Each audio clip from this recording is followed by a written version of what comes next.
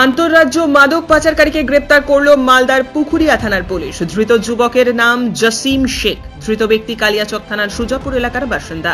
Police সূত্রে খবর, বৃহস্পতিবার রাতে মাদক পাচারের সূত্র মারফত খবর পায় পুলিশ। এরপর থেকে জোরালো তদন্ত শুরু করে পুকুরিয়া থানার পুলিশ। ধৃত মাদক পাচারকারীকে মোটরবাইক সহ আড়াইডাঙ্গা রানী মোড় থেকে ধরে ফেলে পুলিশ। ধৃতের কাছ থেকে উদ্ধার হয় 450 গ্রাম ব্রাউন সুগার, যার আনুমানিক মূল্য 20 লক্ষ টাকা। এরপর ধৃতকে 7 দিনের পুলিশি হেফাজতের আবেদন জানিয়ে শুক্রবার মালদা আদালতে তোলা হয়। প্রাথমিক জিজ্ঞাসাবাদে পুলিশ জানতে পেরেছে, কালিয়াচক থেকে এই মাদক পাচারকারী মোটর বাইকে করে বিহারে যাওয়ার একটি ছক কষেছিল। উদ্ধার হওয়া মাদক বিহারে পাচার করা হতো বলে প্রাথমিকভাবে মনে করছে পুলিশ।